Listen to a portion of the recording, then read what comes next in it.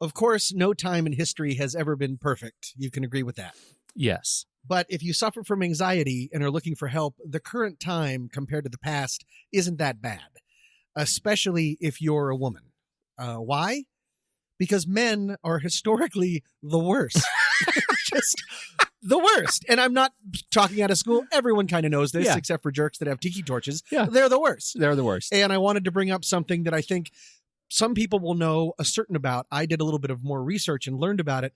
What do you know about the idea of female hysteria, Pete? I don't know a whole lot, although I did go to a play once that was about the first vibrator. Does that count? Yes, it is very much involved. And until now, I didn't know if we could say the word vibrator. Good to know. Oh, check that off the list. We'll get to that later. Yes, it was an actual medical diagnosis for hundreds of years. Would you like to know the symptoms? Sure. They include faintness, nervousness, sexual desire, lack of sexual desire, insomnia, heaviness in the abdomen, shortness of breath, irritability, loss of appetite for food, or, quote, a tendency to cause trouble. And it was all for females. It sounds like it was a diagnosis for not having a vibrator. Right. It was pretty much it was a delivery device for misogyny. Yay! Now, yes, we will get to the V word that you keep saying over and over again. But what I didn't know, does it make you uncomfortable, Tom? Is there a? It does not. I'm just getting used to it. Anxiety. I had written around it because I didn't know. I don't know. We're still figuring this podcast. I know it's episode 8, but this is just uncharted territory. Let me just put it online. Vibrator feels good. Feels good. I always pictured the idea of female hysteria and, the vapors and the fainting couch to be connected to Victorian times, a time of really great repression. What I learned is the idea of female hysteria dates back to 1900 BC. Right? Misogyny for the win. Back in ancient Egypt, the first descriptions of hysteria within the female body were found recorded on the Kaihun Papyri, which is a collection of ancient Egyptian texts discussing a bunch of stuff, but a part of it was mathematical and also medical topics. And then later in Plato, we all know Plato, right? Legendary smart guy. In his dialogue, Timaeus, he compared a woman's uterus to a living creature that wanders throughout a woman's body, just out on a stroll, blocking passages, obstructing breathing, and causing disease. And this concept of a pathological wandering womb was later viewed as potentially the source of the term hysteria itself, because the Greek cognate of uterus is hystera. So it obviously comes from way back. We wanted to make sure that women were guilty of a lot of stuff. This idea of the uterus causing all the problems, of course, led much later and very horribly to women having their uteruses removed. Thus the term hysterectomy. Removing the hysteria. Exactly, removing the hysteria. Oh, having your Tom. uterus removed in current days is an actual procedure, but we don't do it because it has a tendency to cause trouble. We do it for actual medical concerns. Thank goodness. Now, there's good news. We were learning so much stuff throughout history that the diagnosis changed, because up in the 17th century, luckily, it was blamed on demons and demonic possession. That makes much more sense. Right? So much better. Yeah. And then in the 18th century, the supposed cause of hysteria moved from the uterus to the brain. So that's good. So at least it's getting around the idea of having a mental problem. But of course, they were categorized as being mentally ill. And that led some women being forced to enter insane asylums, or as they like to call them then, sanatoriums, which sounds even more terrifying for some reason. Really terrifying. Yeah. And it goes on from there. Actually, George Beard, who we talked about before, he came up with the term Americanitis. He was the father of American psychology, and he came up with a list of 75 different diagnoses that could be attributed to female was one hysteria. of them a witch? Oh, I'm sure. It was periodic witchness. It's female hysteria. She must be a witch. Yes. And if she floats, she's a duck. Right. Anytime that you were going against what was either perceived as normal, or you were turning down your husband's advances, or anything, it could all be put under the fact that clearly you were hysteric. And then, yes, before the mental part came into the picture, using the V word, yes, that actually, it was the diagnosis of hysteria that, here's some good news, came up with the invention of the vibrator, because doctors decided that women needed a certain kind of release. in order to release the hysteria into the, I don't know, universe. I don't know where the hysteria went. But so there was all sorts of fun doctor visits as far as that's concerned. This is all gross and disgusting, and I hate history. Yeah. It does make me feel better about the time we're in. And on the other side of it, the good thing is, lucky for us, the male sex organs have never once caused a problem in history. So keep it up, men, literally and figuratively.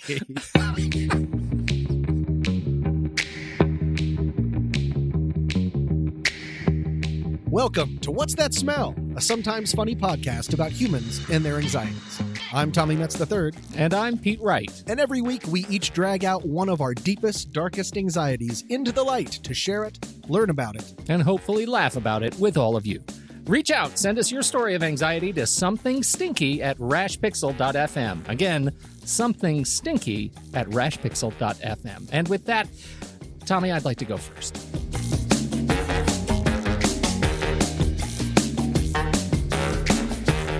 Do you wonder this is episode 8, Tommy. We've been talking about our anxieties now for a long time. Do you start to wonder, or have you ever wondered, why you don't have anxiety about some things? I don't know. That almost seems like a jinx. I don't believe in jinxes personally, but I don't go searching for things. Why do you ask? Well, I have a story, and it's very brief, that doesn't relate really at all to the anxiety that I want to talk about today. But I feel like I have to get it off my chest because I should, by all rights, have an anxiety about this thing. I was riding a horse. I was a young lad on a horse. You know, I've told you before, I come from a long line of horse people. Yeah. And we were on the ranch in Oklahoma. I am, and I was with my father was on another horse, and his uncle was on another horse, and we were out riding the ranch. And as we're bringing the horses back into the barn, I was probably, I want to say 12. Okay. And another horse that was wandering around the pen comes up behind my horse and mounts it. Oh no! Well, with you're me still on it. Yeah. So there I am, plastered between these horses, and the horse above. Hey, Pete, just talk a little slower. Keep going. It's not weird, right? Just paint a picture. Put on some music. Okay, go ahead.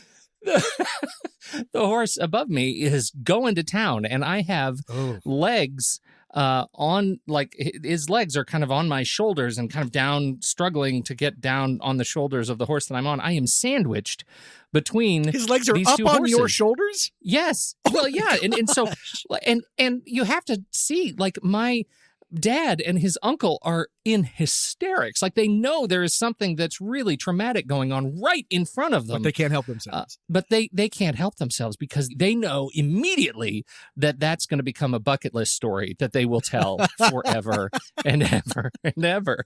Yeah. Now, I, to this day, love horses. I rode for years after that. I adore horses. They are giant with such power, and with a swift kick, they could kill me. Yeah.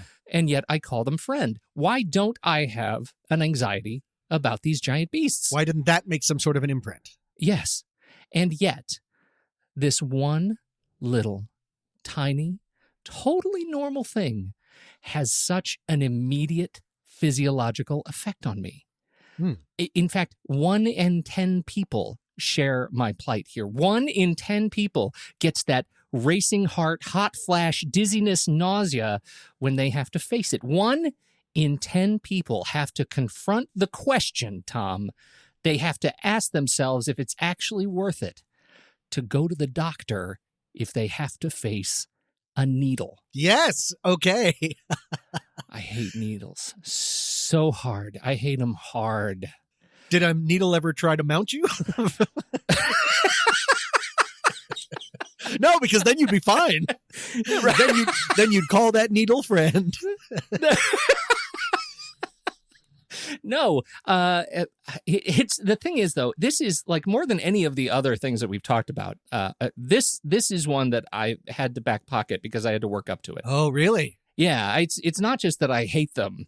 It's that when I see them and when they're targeted at me, I straight up pass out. Oh, you're one of those. I am. Right. Do you have to see the blood or you just see the needle? I know that there's levels of when people pass out when that happens. If I go silent, it's because I have passed out while talking about it. Oh, okay. I so can even feel my heart racing on the ride to the doctor's office. Okay. Yeah, no, it's if I know it's coming, I get the hot flash and my pulse quickens and it's pretty terrifying. And it started as a kid. Like I think it started when I went into what was ultimately supposed to be a very normal sort of surgical procedure, but back then it was overnight. I don't know if they still do that anymore. I had to get my tonsils out, and so I'd go to the hospital and check in, and they put me under, and they went in and did the tonsils, and then I had to stay at the hospital. Well, in trying to get a drip, right, trying to get the anesthesia in, yep, they kept missing the veins, and so they had to stab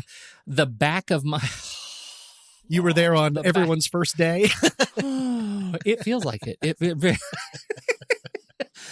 They stabbed the back because they put it in the back of your hand for some of these. I don't know what makes them choose where they're going to do it. Who knows? But they went in the back of my hand on my right hand, and they tried that twice. They kept missing. They went in the back of my hand on my left hand. Oh no, they kept missing. This is all in the span of about 5 minutes. They're like jamming the back of my hands with these needles to try and get a drip. They finally got it working, but I feel like that was the start of it. Sure. And I don't think I ever quite recovered. And then I would start sliding. You'd have to go in for a blood draw, for the doctor. I would just slide out of the chair, just straight to the floor. I'd slide out of the chair. Eventually, they start laying me down, before they do that, before they approach me with a needle. Were you sliding because you passed out or sliding as some bizarre way to escape? They'll never see this coming. That would have been super smart. Yeah. No, just because I would lose it. I'd pass out. Oh, now, I don't have, some people suffer from, it's called a vasovagal syncope. Ooh. And the passing out part. And I don't have what's called a convulsive vasovagal syncope. And convulsive can be either epileptic or non-epileptic. And this is just related to the needle phobia that happens. And so God, man, you have life insurance. Do you have life insurance, Tom? I do. I'd like to tell you about a plan. Okay. Look, they send somebody to your house. At least for ours, they send somebody to our house, like a roving blood draw, a roving phlebotomist, to come to your house to take blood for your life insurance physical. At least they did for us. It was very convenient. It was great. Except for I'm sitting at my kitchen table and she tries to draw blood and she approaches me with the needle and I go down. I pass out. And in that process, I will never forget, I had a dream or like a life flashed before my eyes, but it wasn't my own. It was the administrative assistant's life who worked at the company that I worked for at the time. And I happened to have been holding or looking at a Christmas card that she'd sent us with a kind of collage of photos. And so I was suddenly in her life, living those memories as I was passing out while they were trying to get blood. What? How ridiculous. Like that is such a clear memory for me. What is that? Yeah. Why? I don't know what that means. It's just weird, right? That's a weird thing. What if that's what death was like? At the very end, you're like, I wonder what my mailman is seeing. That sucks. I had like some sort of a montage with music or something. All right. But go ahead. Yeah. What was so funny about that whole experience is that, in fact, afterwards, she did get the blood, but she told me, she said, don't worry, I had to use the infant needle. Oh. The infant needle. I'm a grown-ass man, Tom. The infant needle. That's adorable. Oh, no, I want an infant needle. You can't have one. You don't get the infant needle. Look, this actually is kind of serious. I didn't go to the dentist for 18 years. But wait, how often are they... What? Wait, first, I'm sorry, I was jumping. For 18 years, do you still have teeth? Yeah, right. That's actually why I went, because I was having some serious tooth pain. And that is what they call end-stage needle phobia. Ooh. Can you piece that puzzle together? It's when you have a treatable condition that has become very serious, or in many cases, life-threatening, that you have avoided going to the doctor because of needle phobia for so long that your health is to a point where we could help you if you would just do this, and you're forced to get to move through the needle phobia. It's called end-stage needle phobia. And for me, I was getting to the point where I was having some serious dental pain. Can I ask 2 follow-up questions? You may. Is now a good time? It is. Number 1, about the dentist. You were afraid of the dentist. Does a drill give you the same kind of feeling as a needle? Nope. No, it's just a needle. So you were afraid that they would have to put you under or give you Novocaine or something like that, which is all needle related. I'm not going to lie to you. This is a totally side story, but I think my childhood dentist Oh, was kind of a charlatan. really? The audience can't hear us, right? Because we're talking like this. No one can hear us? Okay, good. No one Yeah. can hear us. He gave me a filling every time I went in. Every single time. My mouth is full of metal. Really? And so that's part of... So he bought too many fillings. Yes. He needed to get use rid of those. These fillings are going bad. I think I had so many shots that I associated. Once I developed this sort of needle phobia thing, Sure. and started passing out, I reassociated needles with the dentist. I was like, no, thank you. I don't like those anywhere, let alone in my mouth. That makes sense. And so I had to get over that part, but not without a long conversation with my dentist about this. You check his pockets to see if they're filled with fillings. Look, Doc, I get the racket. I've been around. No. So anyway, that's my dentist thing. What's your other question? Well, I wanted to go and let me know if this gets too creepy, but are you able to nail down what you are afraid of? Is it the pain? Is there anything involved with something being injected into or taken out of your body? That's a great question. That's a great question. Okay. It is less severe for me with injections and more severe with draws. But I don't have necessarily, like when I see blood or when I scrape myself and I'm bleeding or when I cut myself, like I'm able to move through that pretty quickly. So it's not just blood. Okay. Right. Interesting. It is that combination of somebody reaching into my skin and taking out something that does not belong to them. So you're just as a thing, I can't watch movies with needles. I have to hide my eyes from needles in movies. That is a frustrating experience. The question for me is, why do people pass out with this needle phobia? Because that is unique to this phobia. It is unique above and beyond. I'd love to say all other phobias, but most other phobias and other types of fear. Passing out is not necessarily associated with it because fear, when you're afraid of something, it makes your heart beat faster and your blood pressure rises. Fainting is caused by a drop in blood pressure, reducing blood flow to the brain. Oh, it's not just everything gets up to such a fever pitch that the brain says you need to take a break and shut you down? No, and that's what's so interesting about it. That those two things should not, it's like high jump, low ceiling. You should not do these things. They shouldn't exist in the same space. Right. Professor Andrew Page, thank goodness he comes up from University of Western Australia, and he's been studying just this very stuff. He says, if you look at what happens when you're losing a lot of blood, like if you get an injury, you get a reduction in blood flow coming back to the heart. So the heart says, I'm going to stop pumping hard because I don't want to push all the remaining blood out of the body. Because it's not trapped. Yes. So one explanation that he says is pretty sound is that this is your body's natural mechanism to reduce blood flow when you are injured, right? That your body just knows blood is leaving, so I'm going to reduce blood pressure. And people who suffer from the fainting part of it, their blood pressure can't respond quickly enough to keep them lucid. Okay, but so are you, by that same definition, if you're telling your brain that blood is leaving, because the stuff that's taken out in a like if you're having blood drawn isn't very much. Right. So I'd be surprised if your brain could immediately go, oops, I sense a little bit of a drop, let's shut everything down, versus is it you telling your brain heart connection that this is happening? It has to be somewhat psychosomatic, right? I just don't know. I mean, the wonders of the body that we don't know, right? But that's fascinating that you're having that kind of talk and then you have such a physiological response. Exactly. I mean, I guess we do that all the time, but wow, that's really interesting. And it gets more complicated with the secondary fear that fainting can also create this secondary fear where you begin to fear you'll faint as much as you fear the needle itself. And that makes it even more difficult to overcome. So I don't like it one bit. I don't like thinking about it. Here's the thing. Shake it up. So treatment is sort of lame and terrifying and worse than almost passing out. I would rather pass out than be treated. But I know that unlike the water conversation that we had a couple of weeks ago, right? I'm okay not being exposed to rivers and lakes. I really am fine on land. Yeah. This case, I had to and continue to have to fix the way that I experience needles because my health is at stake. So there are 3 common treatment options in order to get over the anxiety. Well, yeah, the first one is really to try to get over the anxiety of it. And it's very hard to do because frankly, people who are needle phobics don't go to the doctor very much, right? Right. So the medical community has not a great idea of how to even handle this, right? So it's been very difficult to sort of see improvement, even though it does impact a lot of people. A relatively large percentage of the population struggles with this. The first is what they call graded exposure.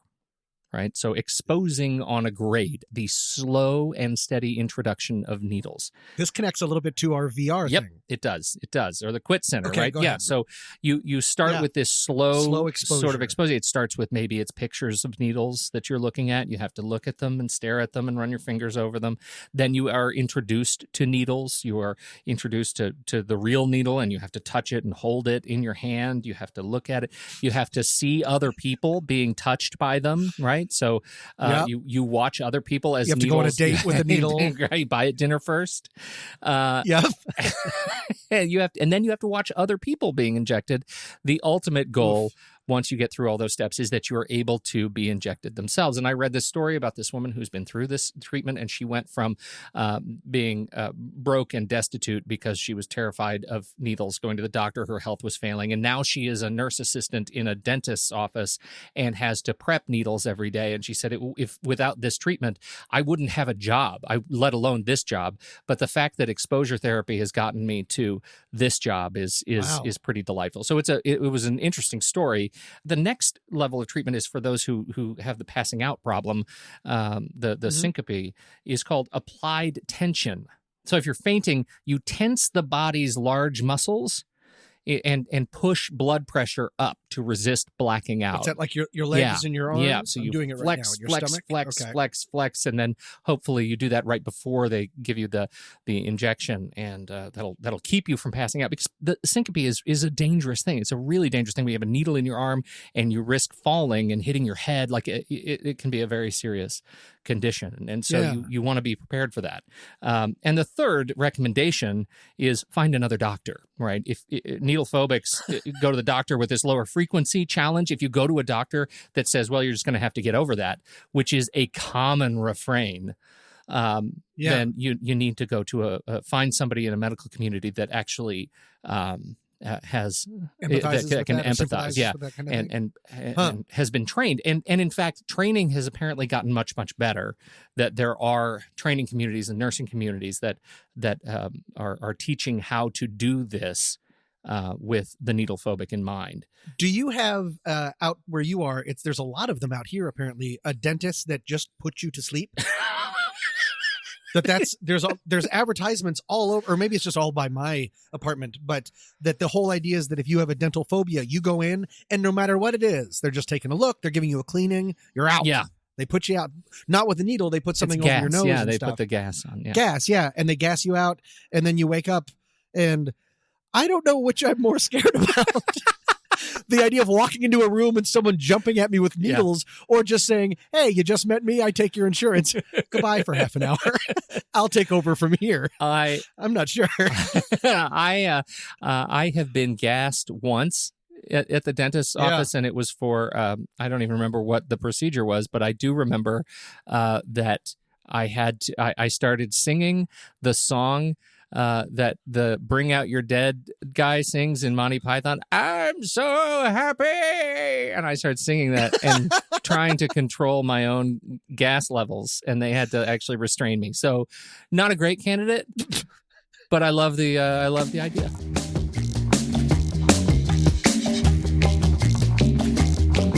Pete, Tom, I'm about to tell you a very short but very harrowing tale.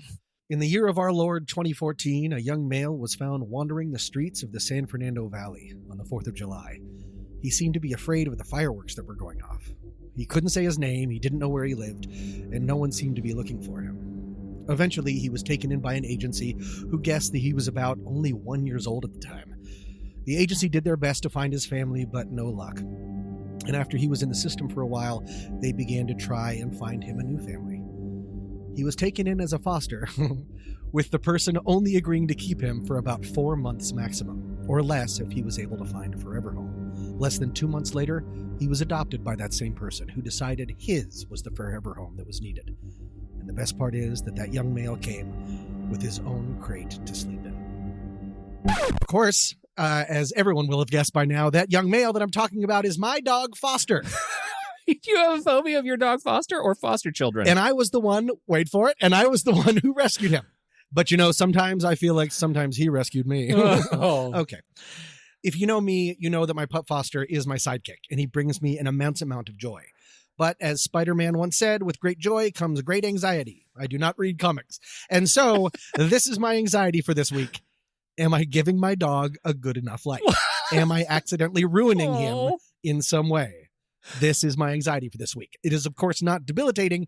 Foster gives me some of the most joy that I've had in my life. But with that, as I said, there's got to be anxiety that comes with that. Let me talk about it a little bit. I look into his eyes, and it's some of the basics. It gives me anxiety that I can't fully understand him and give him whatever he wants, or sometimes have to force him to do things he doesn't want, and I can't explain to him why I can't. Sometimes he seems like he's really bored. Sometimes he just sort of stares at me weirdly with what my friend Irina calls murder eyes, which is it's not like he's angry, but it's just this cold, weird stare where he's just sort of staring, and I can picture him thinking about all the knives in the house. There's a very good chance that I shouldn't have anxiety for this, and there are some mitigating factors that help with this. Mitigating factor number 1, he usually seems pretty happy. He gets plenty of walks, he has dog friends, he has plenty of toys, and I don't work full normal hours in an office, so I'm around him a lot more than maybe other dog owners can be around their dogs. That's good. Mitigating number 2, there's a good chance I'm worrying too much and giving him too much credit, because for as smart as he can be, he's also often an idiot. An example that I have is, I call these tricks. One of his favorite tricks is many times he has we've been out walking, and he's seen the shadow of a bird flying over him on the sidewalk. And he chases the shadow along the ground, which he cannot catch because it's a shadow, and he runs straight into a garbage can. And then he sort of falls over and looks at me like, why have you let this happen? This is on you. This is on you. Another example, and this happens, it doesn't happen as much since when he was a puppy, but when and I apologize for the language, when he scrunches over to use the restroom, he also pees in his own face because he's scrunched over in that kind of squatty potty form, and he lets go of the first part and it goes in his face. And again, he looks at me like, this is not how this is supposed to be. I learned this from watching you, Dad. Exactly. But with all of that evidence, there are some things that are going on in that his separation anxiety is getting worse. A lot of times, sometimes in the mornings, he shakes and doesn't eat if he thinks I might be leaving. He just sort of follows me around or follows me with his eyes until he is somehow convinced, no, I'm staying for at least the morning. For a while after I would leave, he would sleep on the big bed. That's my bed while I was gone, which filled me with glee. But right now he's waiting. I sneak up to the front door and I open it real quick, and he's waiting right there on the hardwood floor. I've brought his bed over. He doesn't use it. He's just waiting by the door. And I hate that stuff because that makes it seem like he's not living his full life. And I have to assume it's something that I'm doing. He's picking up on some social cues, or I'm messing something up. And I worry about that kind of stuff. I worry, am I accidentally ruining my dog somehow? Why do you have to assume that? Like you said, I have to assume that I'm doing something. Why do you have to assume that? One of the reasons is because, as I use the word social cues, he is very good at picking up on those. That I learned early on at one point that if I put on this one t-shirt and this certain pair of shorts in the morning, he will leap about in glee and then run over and start eating his food. It was then I realized over the past 2 days, because I was just staying at home, I'd worn the same t-shirt and pair of shorts. So he was able to equate that with my dad staying home. For someone that's peeing in his own face, he picked that up after like 2 days. He's probably smarter than that. It's probably what he's actually doing is coming into the bedroom in the morning, and he's like licking you in just the right way so that you put on that shirt and shorts. And he's jumping about because what he's really saying is, I'm still in control. I still did this. His mind is mine. What an idiot. He'll be peeing in his own face in no time. When I am leaving sometimes, and he knows, okay, he's leaving, he does try to convince me.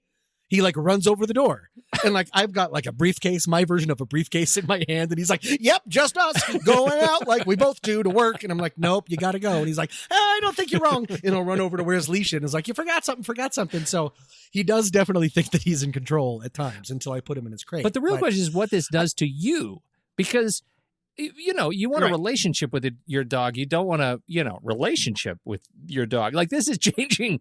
If it's something that causes you anxiety, then right. I mean, it's something you need to figure out. Right. I mean, and again, the joy way outweighs the anxiety. So it's not like I'm rocking back and forth about my dog. But that being said, and I actually wanted to ask you, because Pete, you have actual children. I do. How do you handle it? Well, do you? I would think that fatherhood, especially in early. How old are your kids? If you're 11 and 15. 11 and 15. So up to 11, that's based on nothing. Did you ever feel anxiety of what am I? I mean, you are their portal to the world. Did you ever have any worry of what am I doing? Am I messing up? I mean, I would think that for me, that would be really serious because I'm feeling it about a dog. Yeah. I absolutely did, and still do, because now, now that they're older, I'm sort of done. Like my job as they're teenagers is to pretty much keep them fed until they can pay for their own food, right? Keep them healthy and alive until they move out. Yeah. But I'm not changing the way they think at this point. That's coming from so many other sources. And so if they do something I don't like, it means I've really failed. So you do take that. And it's way too late. And it's too late. Okay. Yeah. What about when they were in the formative years? Was that ever on your mind? Part of it just comes as a source of that constant aching trauma that and wonder that you're just everything you do there's a right or a wrong. And this was much more apparent with my first child, that that there was a chance I could screw up at any given choice, at any given fork in the road. And what I learned through that experience and with my second child, and I think you'd find this similar to other parents, is that it turns out every fork that feels like a binary decision is actually 1,000 different choices that you could make, and there is no right or wrong. There's just gradients of safety, and if you keep that in mind, like fed and healthy and strong and active, all the other stuff will just sort of smooth out in the end, just through being in your experience. And so I it's funny that you equate it to the children. I have to also equate it to my dog, like my experience with my dog.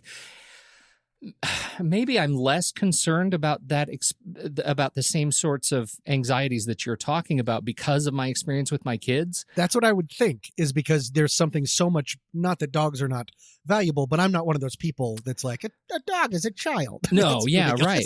No, but there is something real to this idea that, I'll tell you, for me, we rescued our dog from a situation that was just, it was ugly. The dog came up from Texas and was in a foster with way too many dogs, and it was scrawny and flea ridden. And so the dog in our house is loved and taken care of and healthy and clean and strong. And all of the other things that appear to be like, you're not going to leave me. I know you're putting socks on in order to put your shoes on in order to take me places, right? I know that that's the presumptive argument. And when that doesn't happen, yeah, okay, maybe I get a chicken treat out of the deal as I go sob by the window alone. But I just am able to kind of let that go, because I know when we come home, it's so much appreciably better than the experience that the dog had in the first place. It's a good point. No, that's a good point. No, that makes a lot of sense. I'm trying to help, man. I'm trying to help. I talked to our friend Joy, a really good friend who is a professional animal trainer. Oh, that's right, because you live in fancy dancy LA, and there are every 10th person is an animal trainer, so you have access to these kinds of weird resources. Yes, I don't know if every 10th person is an animal trainer, but definitely involved with the arts or the industry. Yes. She trains. I guarantee that everyone listening to this has seen one of her dogs, cats. She's trained bears before in commercials, movies, television, everything. She's great. And Foster, of course, loves her. Her point to take away, and how this is universal and goes to what you were saying, is to take away the importance on non-importance things. That past dogs, that's something anyone with anxiety should try to relate to. Yeah.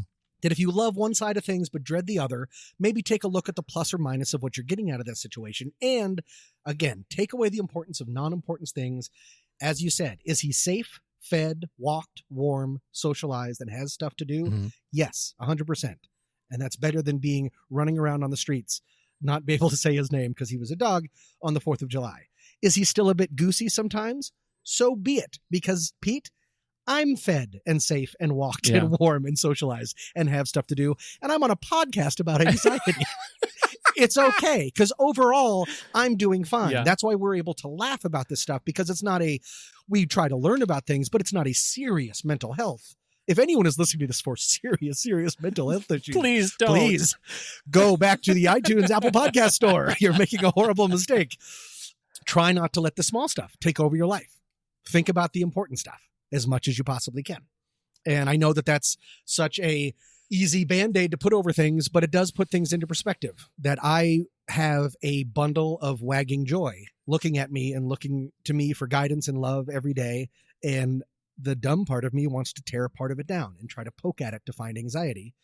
And I'm able to make the decision as much as I can to let some of that go and just enjoy the good parts, because that's the important stuff. Until the murder eyes. Yeah, until the murder eyes. Until he forces me to pee in my own face.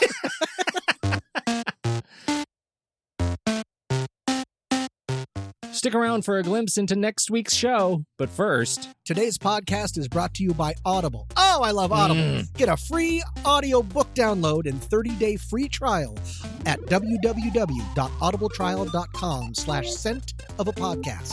There are over 180,000 titles to choose from for your iPhone, Android, Kindle, or MP3 player. Tommy, I've got the book this week, and I know when I say it, it's going to be something that you're going to think is a real downer, but I encourage you to just stay with me. Because this is one of those power books, and I bring it up because in the process, there are needles involved, so this is part of my own actualization. The book is Being Mortal, Medicine and What Matters in the End by Atul Gawande. Now, Atul Gawande is a practicing surgeon, and this book is his sort of love letter to the profession, where he argues that quality of life is a desired goal for everyone, patients and families, and we need to rethink the whole system. And when we say we're going to rethink the whole system of life, we have to approach the end of life differently. And I adore his approach to this. It is it's a mature book. It's a book for people who are ready to think deeply about compelling issues that will guaranteed impact every single one of us. Atul Gawande. Is there a pop-up version? For you, the listeners of What's That Smell? Audible is offering, again, a free audiobook download with a free 30-day trial. That's 30 days to try this super fun book that Pete's talking about. In a row, though. You could listen in a row. It's not like every third day. It's 30 straight days of end of life, right? Sometimes when you have to ask, is it open 24 hours? In a row, right? You have to know. I want to be sure. That's part of the deal. All 30 days. Good point. You can't break it up. Visit www.audibletrial.com/scent-of-a-podcast. And today's tune is Doodah by Gran Torino. We don't pay to advertise this show, so we appreciate you sharing it with others you think would be interested. And how you share it, we don't care. Email, talk to them on the street, yell it from the windows. Share it on Facebook. You could share it on Facebook. That's a great way to do it. And since we're a new show, those 5-star reviews in iTunes and Apple Podcasts really help others to discover what we're doing here. So if you like what you've heard, if you think that we've said something or talked about a subject that has touched you in some way, share the love with a review and a comment, and pass the show on to a friend. It really helps you guys, and we really appreciate it. Okay, now, coming up next week... Deep breathing is for suckers. We're taking on breathing now? It's like having food on your face, and no one tells you, but for years, Pete. Yeah, like decades. Like you have pizza, and then 10 years later, they go, by the way, you have pizza on your head. What are you doing with your life? Rethink things. It's actually being studied by smart people. Oh, smart people. And they're Canadians. Ah, smart Canadians. You know what? Until then, I'm Tommy Metz III. I'm Pete Wright. Thank you for downloading. We'll be back next week on What's That Smell?